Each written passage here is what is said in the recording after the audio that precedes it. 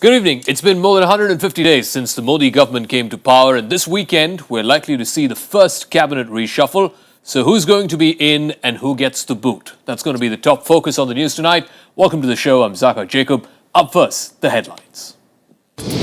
So it's all set for the cabinet reshuffle this weekend. Goa Chief Minister Manohar Parrikar admits being asked by BJP Chief Amit Shah to take up a central assignment. Politics ahead of the winter session of Parliament. Third front leaders discuss the prospects of a Janta Parivar reunion to counter the government. Interestingly, the left front is not invited to this meet. Ahead of his three-nation tour next week, Prime Minister Narendra Modi tweets expectations from the tour. He promises to make the visit to Australia historic. Home Minister Rajnath Singh meets Israeli Prime Minister Benjamin Netanyahu. Both sides resolve to strengthen security ties in the fight against terror.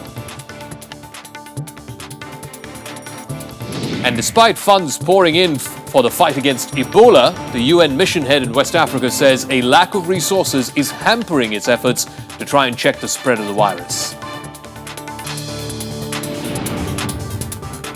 So after 150 days plus in office, the first big cabinet reshuffle is upon us. It's going to happen this weekend, most likely Sunday. And the one big name that's doing the rounds is that of Goa Chief Minister Manohar Parrikar. And today, the man in the hot seat, he admitted being offered an assignment at the centre, although he did not specify what the role is going to be. He said that BJP Chief Amit Shah had asked him to take up any assignment given to him by the Prime Minister.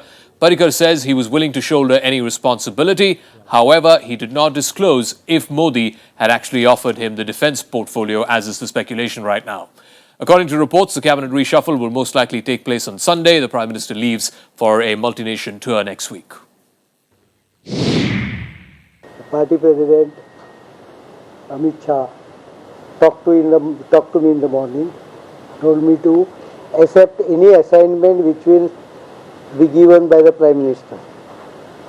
The second part is prerogative of the Prime Minister, and therefore I will not like to comment on it.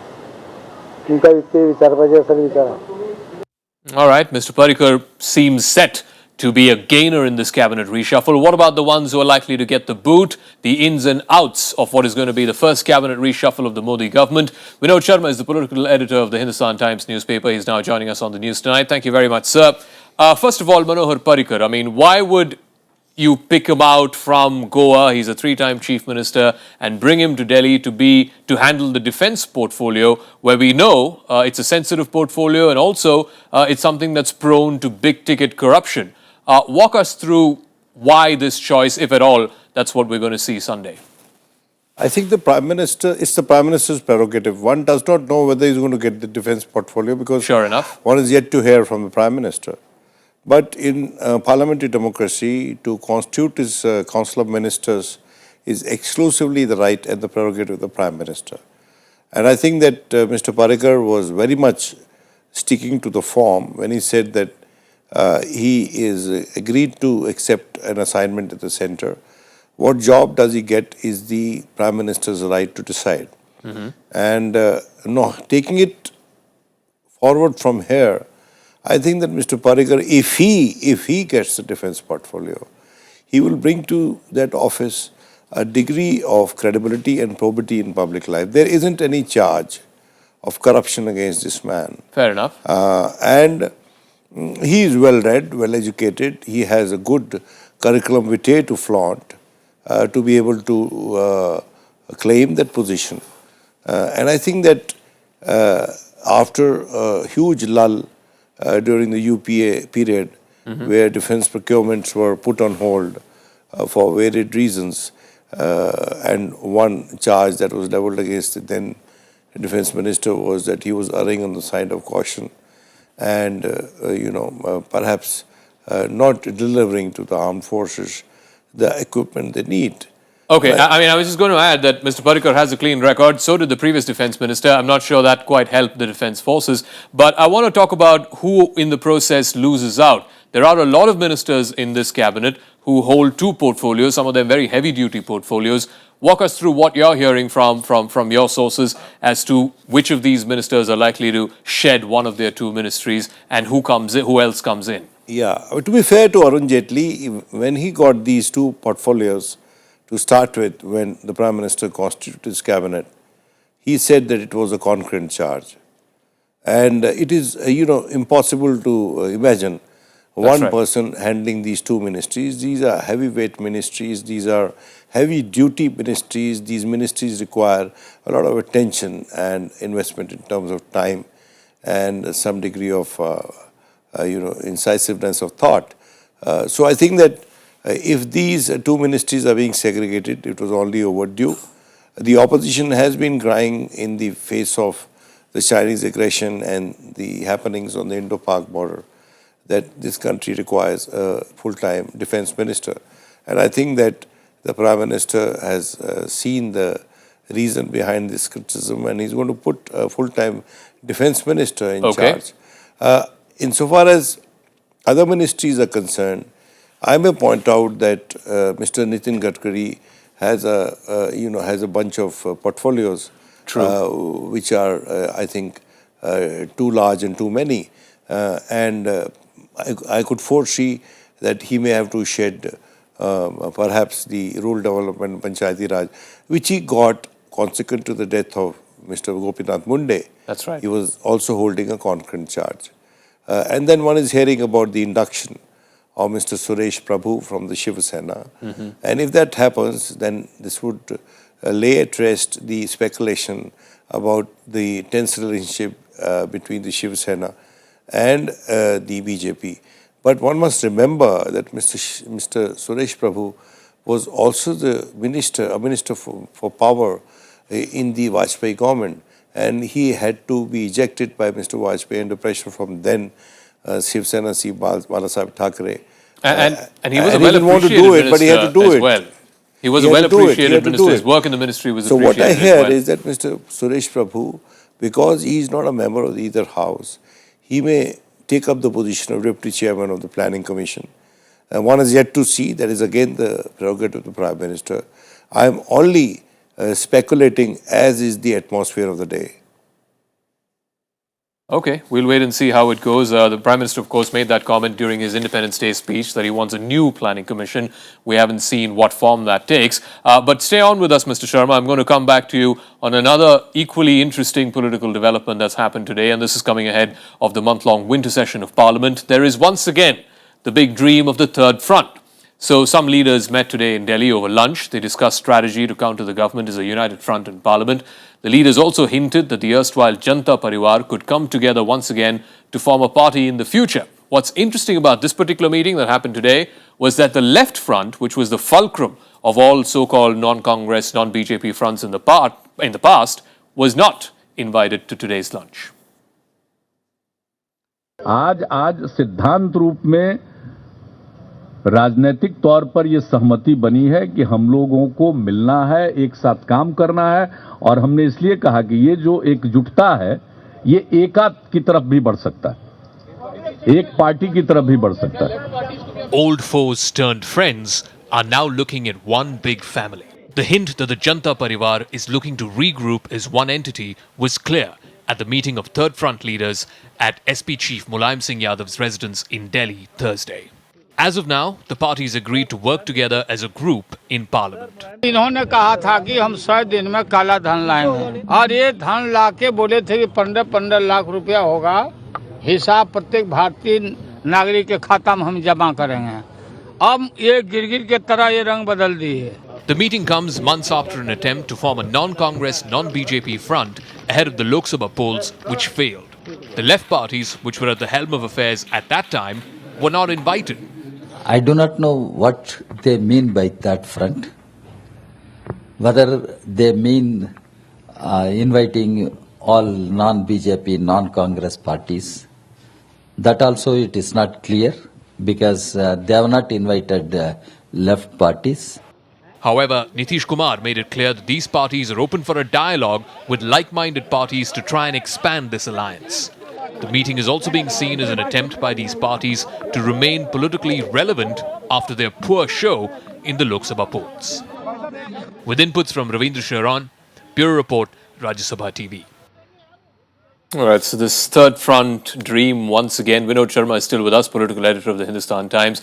This always seems like a bit of a blast from the past for me when they talk about the third front. And this time, of course, the left parties were not invited. They could, of course, be part of this future arrangement sometime down the road. But really, I mean, is this boiling down to a question of survival for many of these parties, given how big the BJP has become and how big Mr. Modi has become? I won't put it that way. You know, politics is always the question of the possible rather than the survival, you know. And what's possible could also mean survival, you know. If you understand the left, the third front politics since its inception in the VP Singh era, that there was a huge controversy between caste and the Hindutva forces, the Mandal versus the Kamandal debate. Yep. So what you see today is the Mandal coming together. I'm not going to dismiss it, you know, offhand, because if you understand the socio-political realities of India on the ground, you would see that today when the Congress is in a bad shape and the opposition space is almost vacant, these parties have chosen to come together. Today their numbers in the House may not be even a dozen or maybe more in the Lok Sabha. But collectively, and if they really are able to revert to what I'd call status quo ante, which is the Janata Dal, some people used to also pejoratively refer to it as Jhagda Dal, because, you know, Janata Party fell apart or the Janata Dal fell apart because there wasn't any consensus pivot around which they could move their wheel. And if they are able to elect a leader and agree to a program, and the program is agreeable, mostly, all of them, you know, then I think that what you're seeing today is a permutation and a combination, which in view of the Congress's, decline, could be relevant. All right, that's in terms of numbers, but the whole socio-political reality that you talked about, that's a different debate altogether. Some would argue that these parties are out of touch with the socio-political reality, that India has changed. This is more an aspirational India, and the ideas of caste and identity are long outdated. But that's a completely different debate altogether. We don't have the time for that tonight. But thanks very much. I appreciate you joining us on the news tonight. Vinod Sharma, political editor of the Hindustan Times newspaper. So let's talk about the big election that's coming up next, and that is, of course, going to be in Jammu and Kashmir and in Jharkhand. And in Jharkhand, the BJP has formed a pre-poll alliance with the All Jharkhand Students' Union, as well as Ramvilas Paswan's Lok Janshakti Party, a decision which hasn't quite gone down well with the BJP's state unit. Now, state leaders believe that the LJP doesn't quite really have a strong support base in Jharkhand, and that the AJSU too is not viewed favourably. Our correspondent Shyam Sundar files the special report on why the party's central leadership still went ahead with these two alliances. The Bharatiya Janata Party has given 8 seats to the AJSU and 1 to the Lok Janshakti Party in Jharkhand. Senior leaders of the party's state unit are said to be unhappy over these alliances. In Maharashtra, the BJP fought the elections alone after ending its 25-year-long alliance with the Shiv Sena. In Haryana too, it let go of the Haryana Janhit Congress. The win in both these states gives the party confidence despite the reservations of its leaders in Jharkhand. Maharashtra में भी छोटे दलों को हमने साथ लिया था। राष्ट्रीय सामाजिक पक्ष पार्टी, रामदास अठवाले की पार्टी, ऐसे जो छोटे दल थे जो विभिन्न उनको सामाजिक समीकरणों को बना सकते थे, उन सबको हमने अपना साझेदार बनाया था। बिहार में भी हमने उपेंद्र कुशवाहा के दल को साझेदार बनाया। उत्तर प्रदेश में भी बड़ा दल होते हुए हमने अपना दल को बनाया। तो ऐसा नहीं हम पूरी तरीके से राजनीति में अन्य दलों और विचारों को नकारते हैं, लेकिन जो प्रतिबद्धता के साथ आकर के सुशासन की राजनीति में हमारा साथ दे सके और स्वाभाविक साथी के तौर पे उनसे हम गठबंधन भी प्रदेश की जरूरत के हिसाब से करते हैं। A majority verdict has proved elusive in Jharkhand so far, but BJP is confident that its strategy in Maharashtra and Haryana will work in Jharkhand too. देखिए, समाज की सभी सामाजिक ताकतों को एकजुट ला करके झारखंड में सुशासन के आधार पर सरकार स्थापित करना, झारखंड में स्थायित्व प्रदान करना और पूर्ण बहुमत संपूर्ण विकास के नारे के साथ हम इस चुनाव को लड़ने जा रहे हैं। उसी रणनीति के साथ हम लोगों ने गठबंधन किया है। After a majority verdict at the centre, BJP wants to establish itself as the country's biggest political outfit. On one hand, it is trying to make a foothold in states like Tamil Nadu, Kerala and West Bengal, and on the other, it is refusing to play second fiddle to any other party. After Maharashtra and Bihar, BJP now wants to play a stellar role in Punjab too, out of the shadow of Akali Dal. For this very reason, smaller regional parties are very important for them. Shyam Sundar's report for Rajya Sabha TV. So, one rule for Maharashtra, one rule for Jharkhand. We're going to take a break here on the program. When we come back, Prime Minister Modi is all set for his multi-nation tour next week, and he tweets about his expectations, particularly from the visit to Australia. We'll take a look at that, as well as all the other stories that made the headlines. We're back in 2 minutes. This is the News Tonight.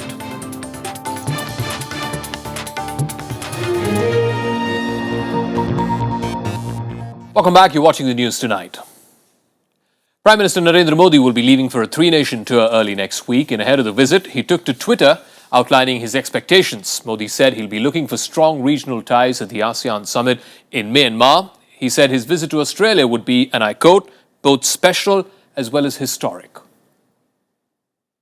Starting from November 11th, Prime Minister Narendra Modi will begin his three-day visit to Myanmar, Australia and Fiji. Apart from meeting top leaders, Modi will be attending ASEAN Summit and G20 Summit during his 9-day tour. Ahead of the visit, Modi took to microblogging site Twitter, laying out his expectations. He hoped for a strong ASEAN with India playing a crucial role. Modi will also attend G20 Summit in Australia, which he feels is a great platform to showcase opportunities India has to offer to the world. You can't get 2% global growth if all the 20 countries don't contribute. And it is a reality that there are some economies which are contracting, like Europe. There are some economies who are struggling, and there are some economies which are expanding. And I think India's contribution to this 2% economic growth will be quite substantial. The Prime Minister is also looking forward to his bilateral tour to Australia, which he termed both historic and special. He will be the first Indian PM to visit Australia in 28 years. Modi will also be interacting with Indian community in Australia. Reports suggest that Indian diaspora has planned a Madison Square Garden-like welcome for the PM. We are expecting more than 17,000 people in the venue itself, because the capacity cannot hold everyone inside the venue. So yes, it will be very special. Modi will also be meeting Australian Prime Minister Tony Abbott for the second time in 3 months. Abbott visited India in September, during which the two countries inked the Civil Nuclear Cooperation Agreement. With inputs from Akhilesh Suman, Bureau Report, Rajya Sabha TV. All right, time now for more national stories in Nationwide. Enforcement Directorate on Thursday summoned Goa mining baron Radha Timblo for investigation of the black money case. She has to appear on the 18th of November. Her company, Timblo Private Limited, is one of the 16 firms that got ED notices in this case. Her name also figures on the first list of black money holders submitted by the CBI recently to the Supreme Court. Student demonstrations followed the arrest of an assistant professor of the Andhra University for suspected links with Maoists in Visakhapatnam. The police alleged that Jarla Appa Rao, the head of the Telugu department and a tribal rights activist, was involved in supplying explosives to the Maoists. Fishermen-dominated localities in Tamil Nadu observed a one-day strike. They wanted the centre to put pressure on Colombo to free the 5 fishermen who were awarded the death sentence by a Sri Lankan court for alleged drug trafficking. Shops downed shutters and displayed black flags as a mark of protest. Home Minister Rajnath Singh reached Tel Aviv today on a visit to Israel. He's expected to discuss issues like security cooperation and the fight against terror. This is his first bilateral visit overseas. He's also the first Indian Home Minister to visit Israel in 14 years. Now, the visit comes close on the heels of Prime Minister Narendra Modi's meeting with Israeli Prime Minister Benjamin Netanyahu on the sidelines of the UN General Assembly in New York last month. India is the largest purchaser of Israeli defense equipment. More international news now, and after the midterm rout in the US elections, President Barack Obama is now promising an end to the political gridlock in Washington. He's expressed readiness to work with the new Congress to try and bring in productive reforms. The question, though, is why would the Republicans, after gaining control of both chambers of Congress, want to give Obama any credit in the fag end of his presidency? Now, I want you to know that I hear you. To the 2/3 of voters who chose not to participate in the process yesterday, I hear you too. US President Barack Obama accepting defeat, but equally adamant that the stinging rebuke at the midterm polls was not a vote against new reforms.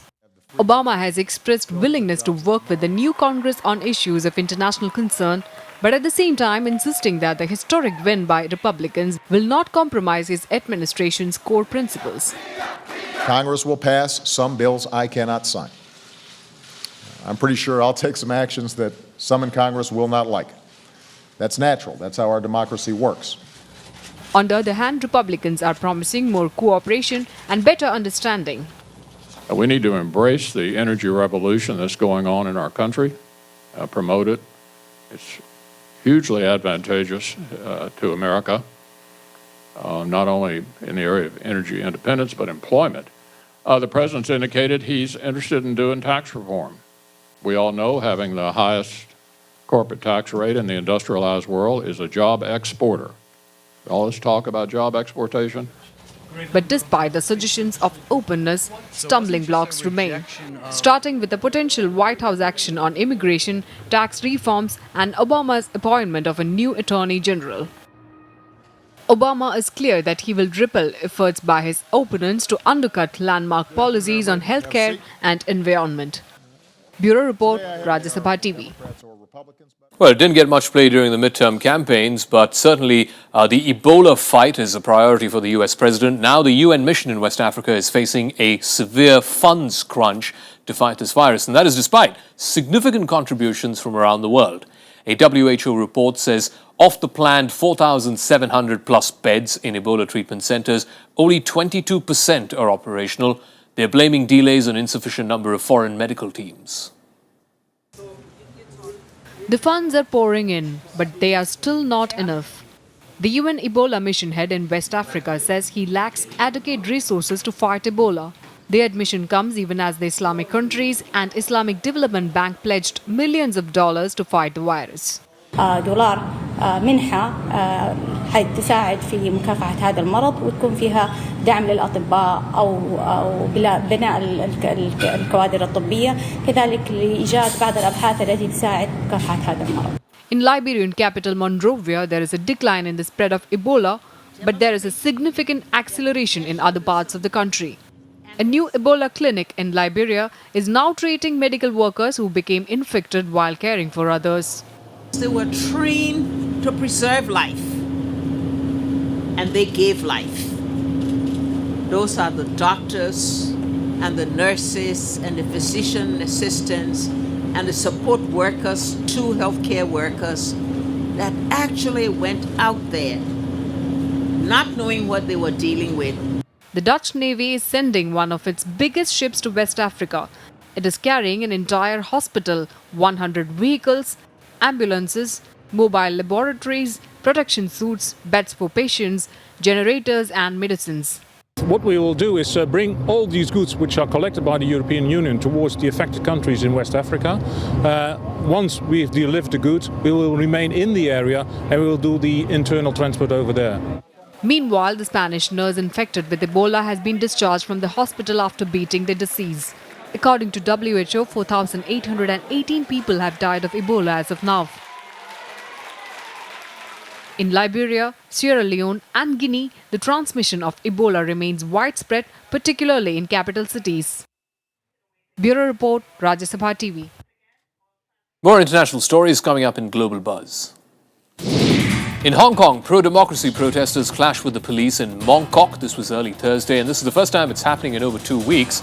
The clash broke out around 2 a.m. local time as dozens of police armed with batons and shields swept into the area where hundreds of protesters had gathered.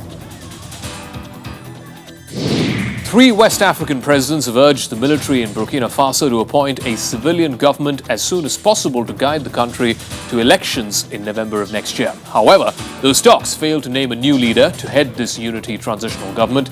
The landlocked West African country is in turmoil following the ouster of longtime President Blaise Compaoré last week. 10 people were arrested as thousands of anti-capitalist activists marched through central London to protest against political oppression.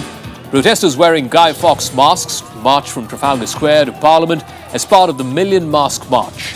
The protest is part of a global phenomenon promoted by a loosely organized internet activist group called called Anonymous. All right, time for another break here on the news tonight. When we come back, all the stories from the world of sports, including the Prime Minister wishing Vishwanathan Anand all the very best for the upcoming World Chess Championship in Sochi. Those stories and more when the news tonight returns.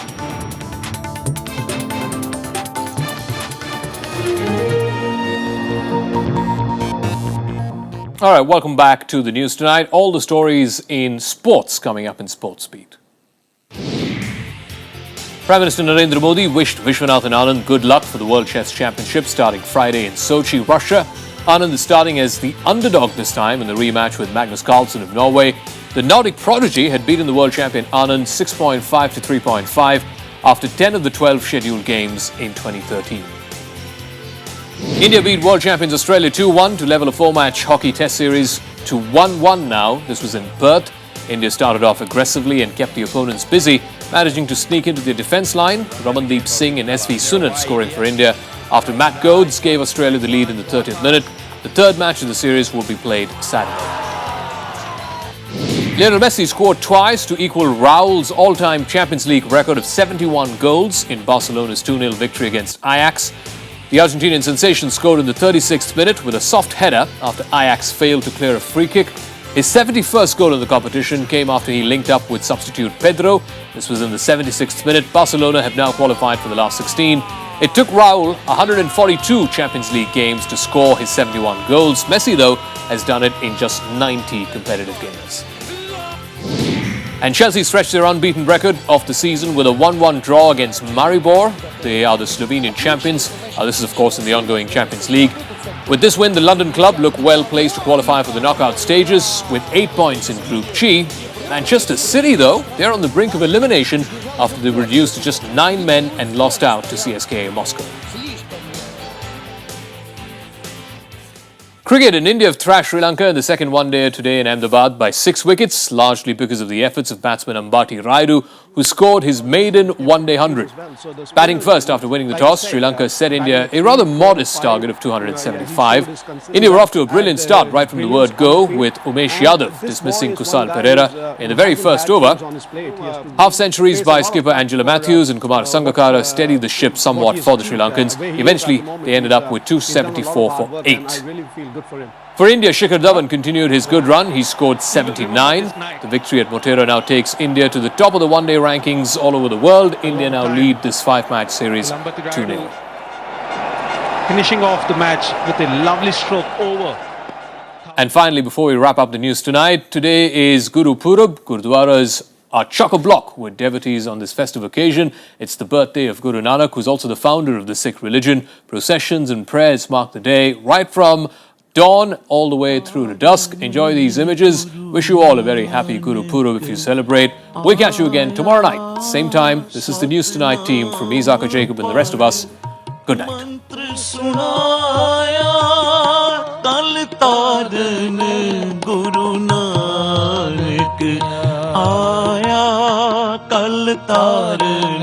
Guru Nanak aaya.